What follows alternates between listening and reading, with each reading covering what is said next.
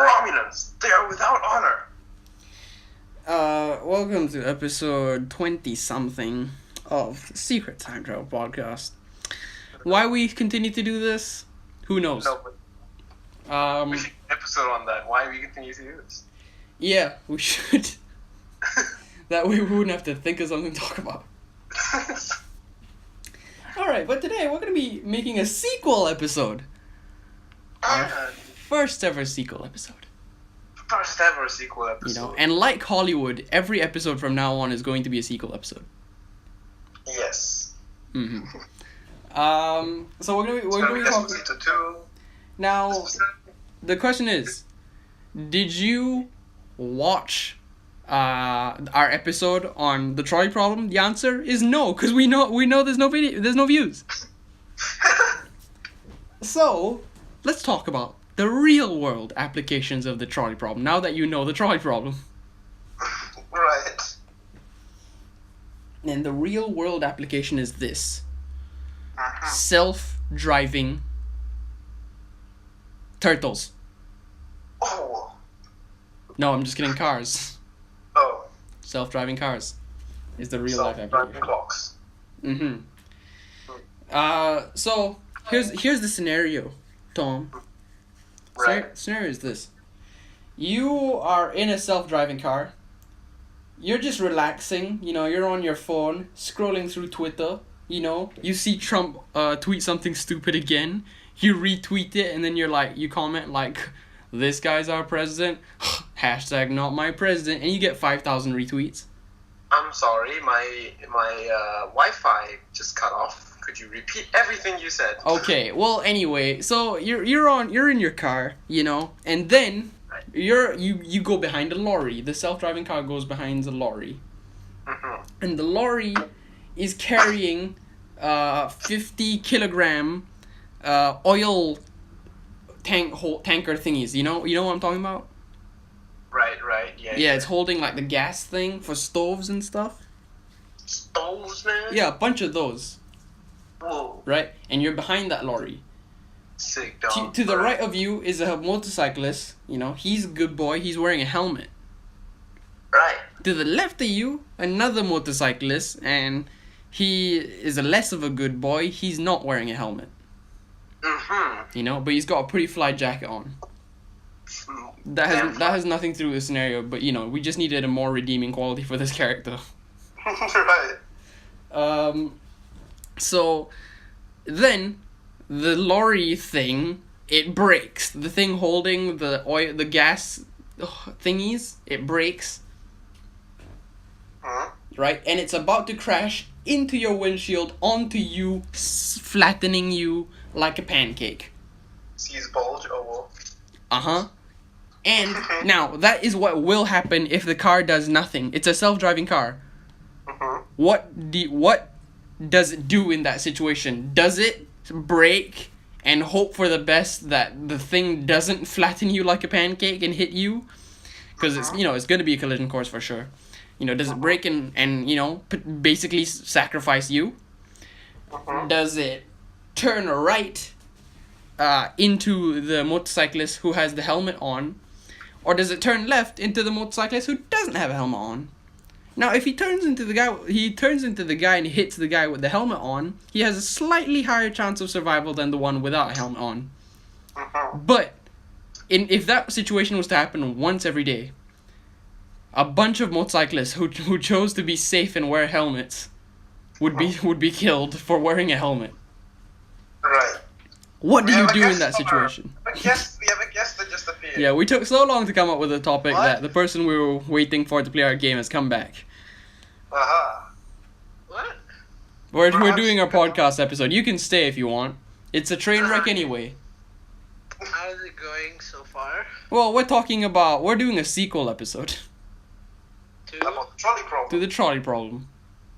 Have you guys heard of hypnosis?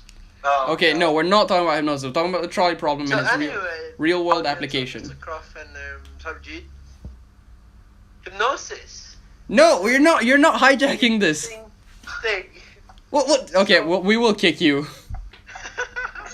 Okay. So, Notice how Mr. Hulk. currently going against trying to be threatening, and hello. He turns on his camera. Yeah, well, no, I acknowledge the fact that it's very easy for you to co-opt our podcast episode.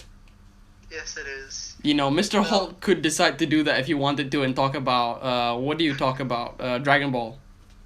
Yeah, sure. Okay, anyway, as I was saying, hypnosis is an extremely interesting. Alright, well, It's bye-bye. basically the influence of the conscious and. Okay, he's off the call now. I feel less bad about doing this considering he did this to someone else the other day. And he's back. That was just rude, man. That You was did rude. the same thing to Nikel the other day. That is was true. not rude. That was necessary. Okay, well, we'll end the call and call back on our own selves if you force us to. Alright. Alright, so, Mr. Holt, what does the self-driving car do in that situation? It hits the guy without the helmet on. But why? You're trying to kill him. I know. You're trying to kill him? Yeah. You want the car to consciously have it in its coding to kill the person without a helmet? Yeah. That would help with overpopulation. No, that would help with teaching people to wear a helmet.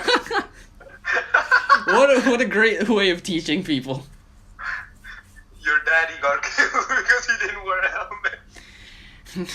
Now listen, Janice. Your father died because he didn't wear a helmet to work today. It's his fault. Okay, so you would kill the person, or you would have the car be coded to do that. Now, I hate to do this, but the doctor, you agree with him? Who, me? Yes. Hello? Oh, of course, I agree with myself. No, you agree with Mr. Holt in saying that we should kill the... Okay, so the situation is this. You're driving behind a lorry. Right. You understand? Nice sound effects for the lorry. Okay, you're driving behind a lorry. The lorry is carrying a bunch of heavy stuff. Right, to your right is a motorcyclist with a helmet on. To your left, motorcyclist without a helmet on. Right? Stop with the sound effects. I don't think you can hear me. So you get the situation? Yeah. Okay, then the truck, the thing that's fastening all the heavy stuff together breaks and it's about to smash through your windshield. Do you brake hoping that it doesn't smash through your windshield, although it probably definitely will? Or do you go right to hit the guy with the helmet because he has a slightly higher chance? Do you hit the guy who's wearing the helmet because he has a slightly higher chance of survival than the one without the helmet? Or do you hit the guy with the helmet? I mean without the helmet, sorry. I have a helmet. Straight. What? What if I go straight? Why would you crash into the thing that's already gonna crash into you? To show the guy can crash better. Do what? What if I reverse? Why don't you reverse? Because you're going really fast on the speedway. I don't think you will be able to reverse in time. This is a snap decision. That's the point of the thing. Then why don't you just jump out of the truck? You're on your phone. You're scrolling through Twitter. You just saw Trump tweeted something stupid. You retweet it and go like, oh, he's not my president. You get 5,000 retweets. That's what you're doing in the middle of that. So you don't It's see it. because I don't deserve to live. You're in a self-driving car. That isn't that again. I should be responsible. What? I should be responsible and aware of the road. You're driving a self-driving car though. You've been given insurance. I think. What are you saying? Wait, so why can't we jump out of the car? Because you're distracted. I just told you. Then There's no time when you see it coming. There's no more time.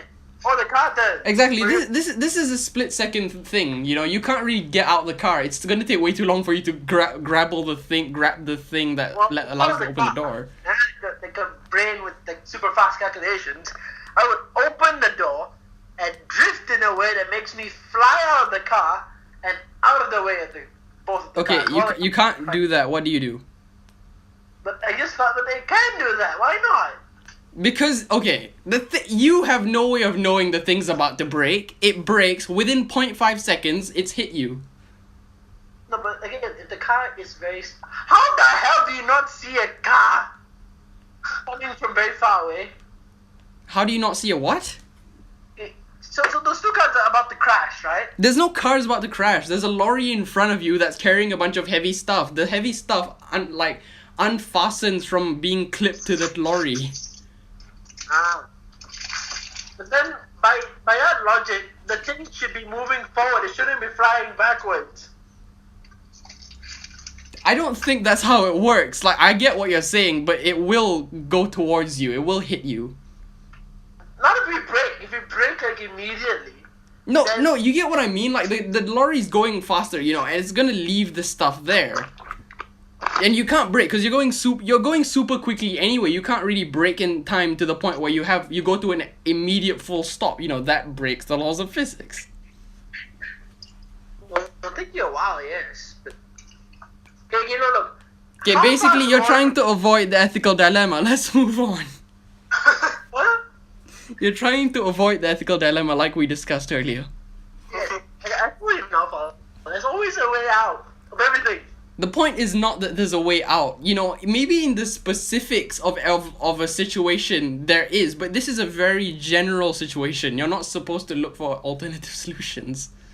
It's an absolute worst case scenario consideration that you make to put in the programming if ever it's needed, although the chances of it being needed are very low.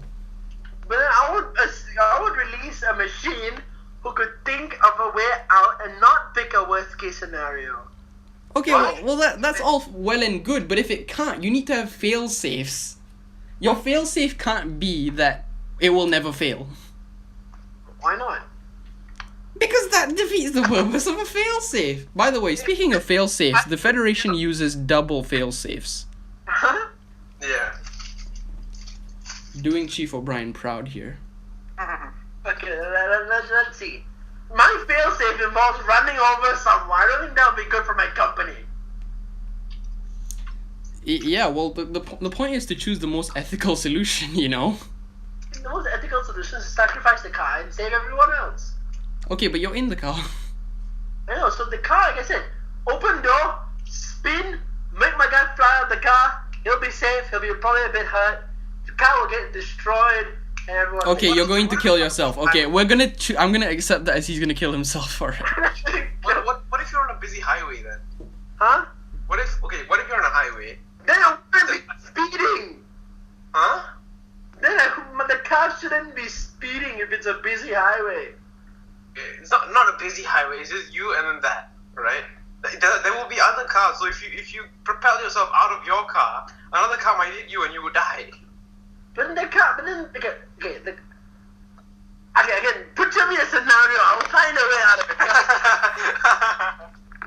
No, because there are a lot of variables. Okay, so another car will hit me, right? Now you can see the other car can move to the next lane. No, but there's two motorcyclists right next to you. I know, so I jump out. I'll probably you jump out. The motorcycle is like. Okay, but okay, wait. What do you do when you're distracted though? What? Because you're in a self-driving car, you have no reason to pay attention to the road. I mean, obviously, ideally you should, but then you don't. Okay, then the car does it for me, opens the door, which would definitely make me go like, what? Then it opens the seat belt, it turns, I fly out the car, I'm like, what the hell's going on? Okay, so your solution is an injector seat. Yes! That works even better. That is my fail-safe now for an injector seat.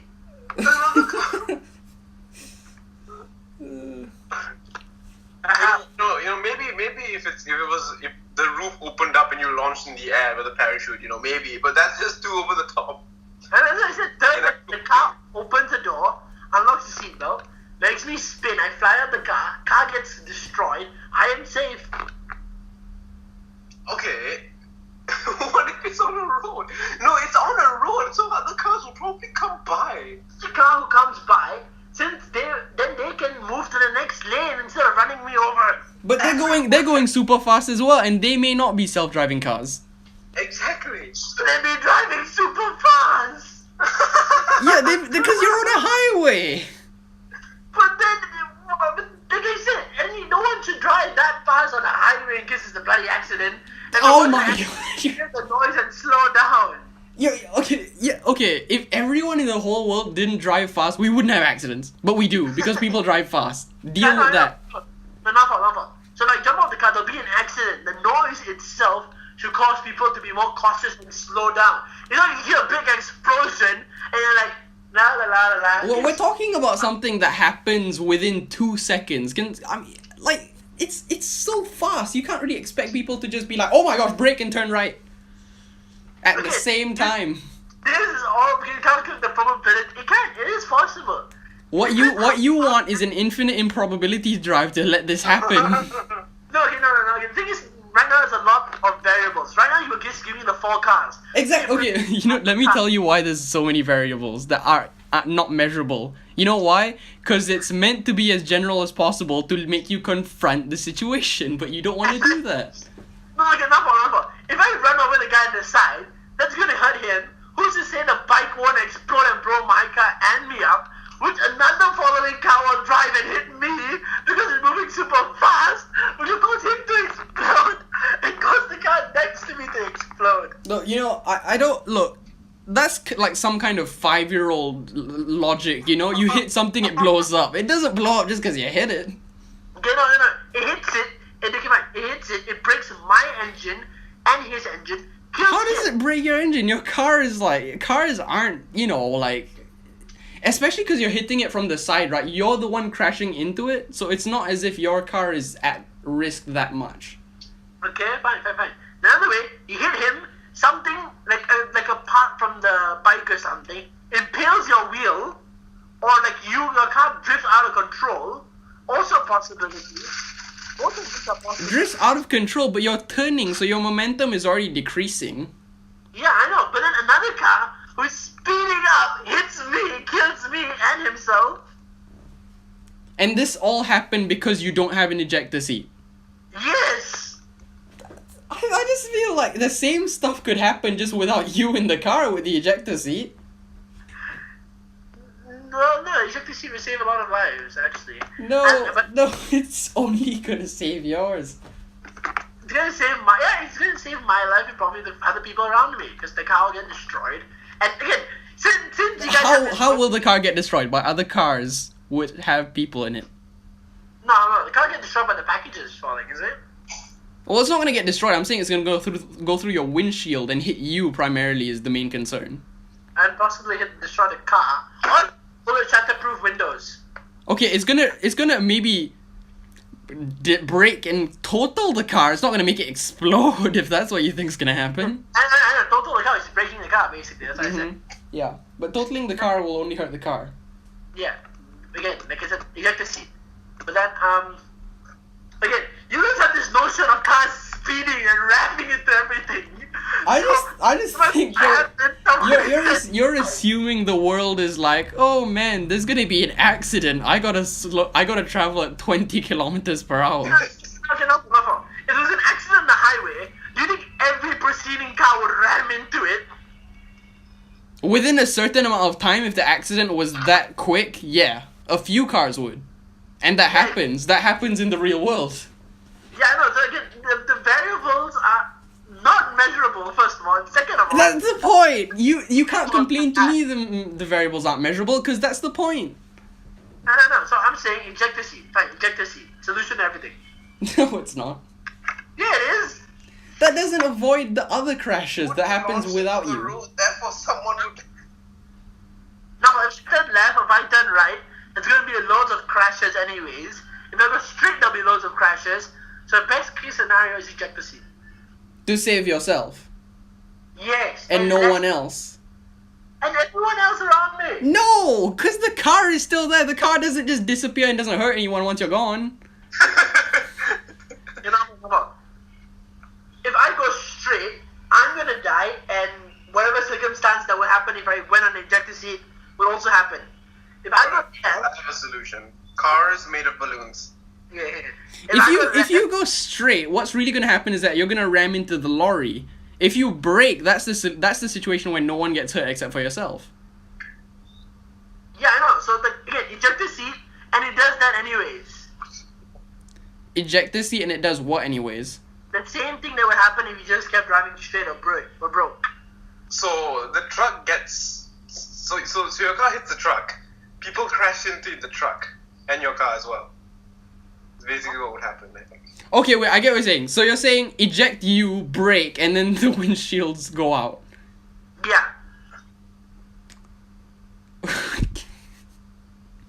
Okay, now what if I modified the situation and I'm just thinking on the fly to give yourself, you know, so you can explain away as many scenarios as you want.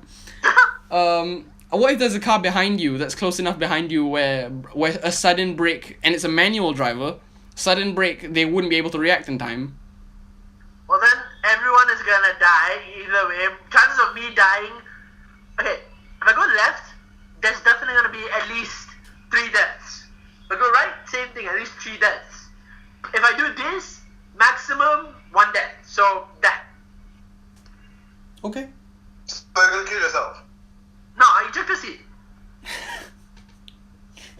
Oh my god. That's still the most absurd This one is to a me. normal car. This is a normal car, Mikael. This is a normal That's car. what I was saying, how I program the car. So No, I already know, you know, like he wants to say ejective seat, alright, you know, I'm not gonna sway him off that logic, but Huh?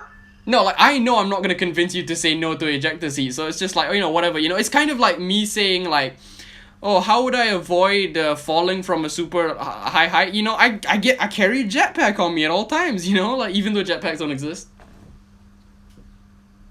Well, actually, jetpacks do exist.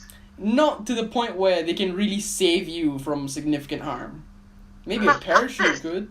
If you avoid falling from tall heights, don't go on tall heights.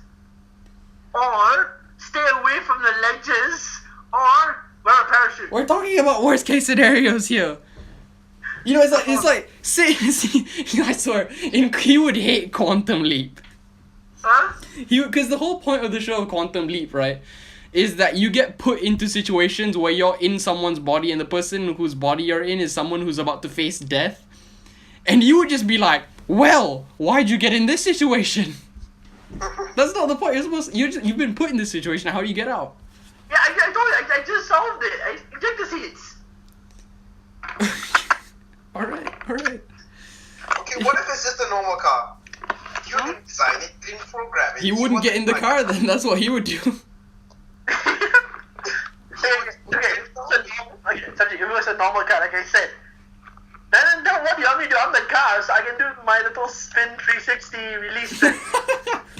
But you didn't design an ejector seat. And no, I mean, I'm not ejector seat. Like I said, the car He has said a he's bunch- gonna do his spin thingy where he flings himself off the highway into a limo that's conveniently passing underneath the highway because he programmed it to go there at that time. And then the limo, which is about to crash into another car, Iron Man comes out of nowhere to pick him up. Okay, all I'm saying is, you guys give me a full scenario, everything around me, everything, and then I'll tell you what I'm going to do. The mom and dad is in the room. You're in the room. What do?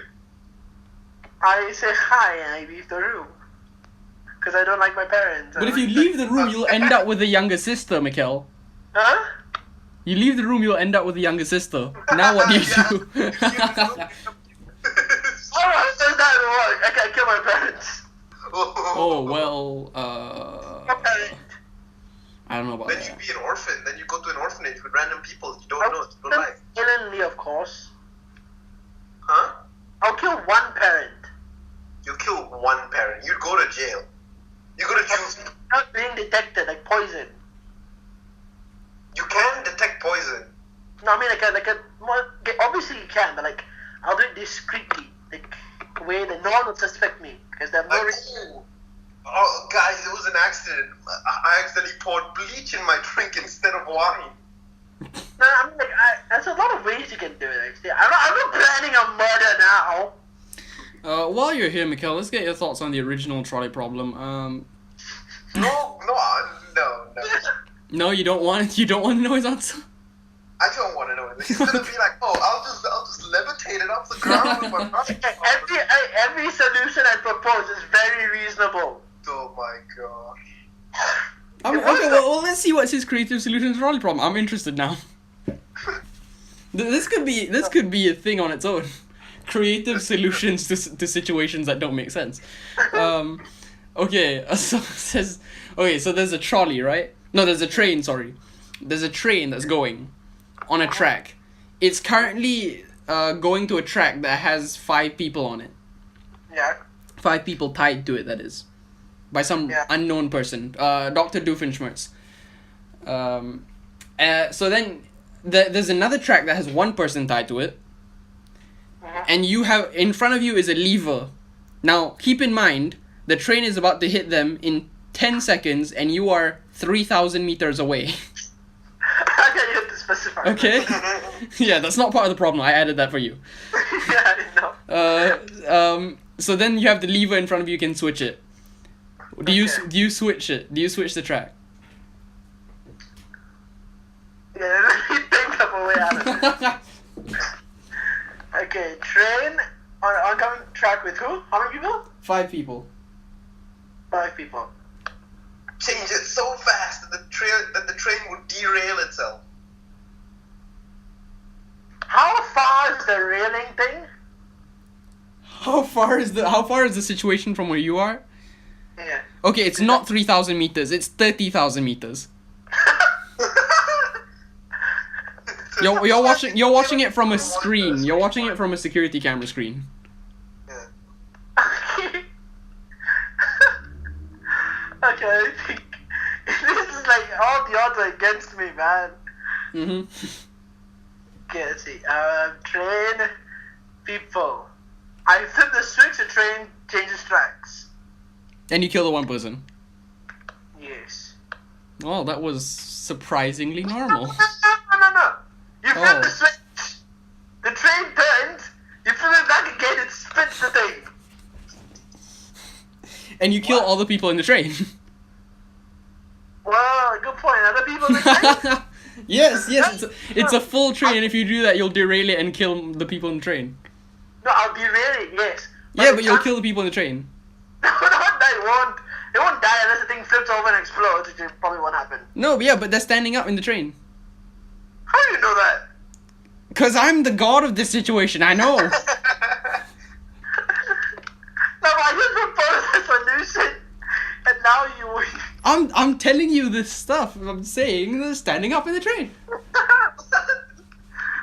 Okay. Listen. There's 100 people in the train and they're all standing up. Okay, that is very improbable. Okay. That's not what probability now. See, okay, in that case, there's nothing I can do because God wants them to die. So, just kill the 1 guy. Okay. Now, the 1 guy is you. Okay. Okay? No, You have a remote control button and you're tied to the track. Do you kill yourself to save the 5 people? If I have a remote control button Yeah. tied to the truck, do I kill myself to save the 5 people? And I still can't derail the train. Yes. See, Well, that's you a- could derail the train if you wanted to kill the 100 people to save yourself. So it's basically you kill 100 people, you kill 5 people, or you kill 1 people. Yeah, but it's going to the 5 people. Now, you could switch it to kill yourself to save the 5 people, or you could try to potentially derail it, where it's going to kill the 100 people in the train who are standing up. And the train, and just in case you think, oh, some people will survive, so it's okay. You know, the train has Babies. explosive- There's explosives. Yeah. No, that's like oil in there, you know. Yeah, so the train will explode. There's explosives and they're babies, so they're very vulnerable. Yeah. It's a baby train. It's Thomas the Tank Engine, And actually. can't get out of the way. How am I tied? How am I... I knew you were gonna ask. How are you tied with adamantium?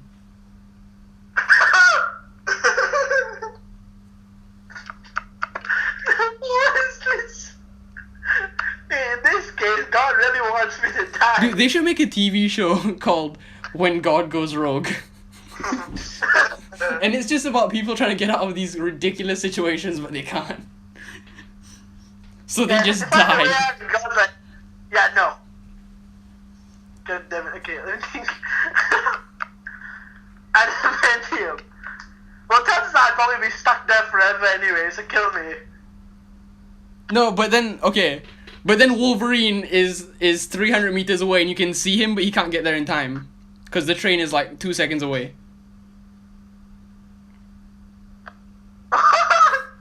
Wolverine is coming to save you. Wolverine's coming to save you. He's coming to save you. Okay, how the other guys fight up? Also with adamantium, I presume. No, they're not. They're tied with regular rope. Tied with regular rope. Actually, if I'm tied with adamantium, chances are the train won't kill me. But it won't be able to break the adamantium. No, but the tracks will go over your head. You're just tied down, but the tracks will go over your head. Okay, let me think. Let's see if I can get out of this. Okay. This is the last scenario I will give you, because we're out of Is time. Iron Man nearby? Is Iron Man nearby now, Is Iron Man No, nearby? Iron Man is dead in this reality. Okay. Okay. The only superhero around is Old Man Logan, who's not fast enough to get there in time. Okay, I can see. Everyone on the train is standing up. Yeah. Because they're about to arrive at the station, but the station is empty. Huh? Because they're about to arrive at the station, that's why they're standing up. But the station is empty, so no one can see you there. Okay. Let me think. I think if I kill myself, I can. No, kill the other guys because they're all useless. Okay. The one guy or the 5 people? The 5 people. So the solution is to let the 5 people die to save yourself. That's what we learned in preschool, kids. Really? Well, technically it wasn't my fault because God did this. Me. God went up and said, "Yeah, I'm gonna screw your life over." Yeah, I did this. Yes. I went all Bruce Almighty on you. Okay. Well, that's it. If you guys want anything to add to that. Huh? That's it, really. We're past 30 minutes, so if you guys have anything to add to that. Alright. Stop killing butterflies to make butter. That's good. Save the butterflies. And Mikkel? God's a prick. Firstborn's always the meanest. Hey, you're a firstborn, aren't you?